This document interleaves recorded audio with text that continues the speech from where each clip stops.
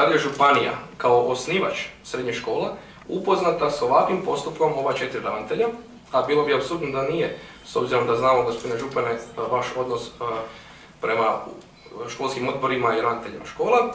Znači li to da je zapravo županija, odnosno vi kao njezin čelnik čovjek, zapravo protiv gradnje novog stadiona u Bjelovaru? Hvala. Ja kao župan ove županije nisam dobio nikakvog dopisa od grada Bjelovara koji bi zatražio bilo kakvu pomoć od županije u tom projektu.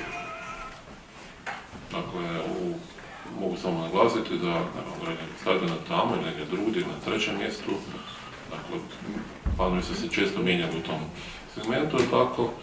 Dakle, naravno da mi ja podržavamo. Ali isto tako mislim da bi bilo dobro da imamo neku formu komunikacije. Tako, ako grad Bjelovar, kao niz od drugih situacija, kad sam zatražili pomoć županije ili nekako naše posredovanje ili nekakve naše odluke, da se to prema nama dostavi, da vidimo tako o čemu se radi.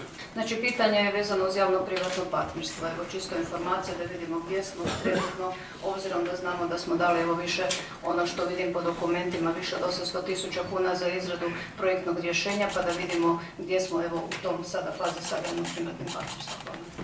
Dakle, javno-privatno partnerstvo vodi u cijelosti Ministarstva gospodarstva i mi očekujemo da ono isto tako da prijedlog, da se stavi na vladu i da se nakon godinu dana što stoji na vladi, ne naš prijedlog nego i drugi, da se da ili pozitivno ili moram reći negativno mišljenje.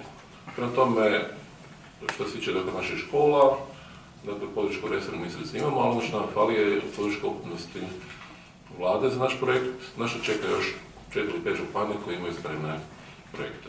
Ovo pitanje, dakle, ne samo za nas, nego očito za ukupnost Hrvatske, da li će se ići tim modelom ili ne. Ovaj zakon koji je promijenjen dakle, u korist javno-privatnog partnerstva, ako je prošlo vladu, da slutite da vlada misli pozitivno to odgovoriti. Međutim, ja to ne mogu reći dok na to ne dođe pismeni odgovor vlade.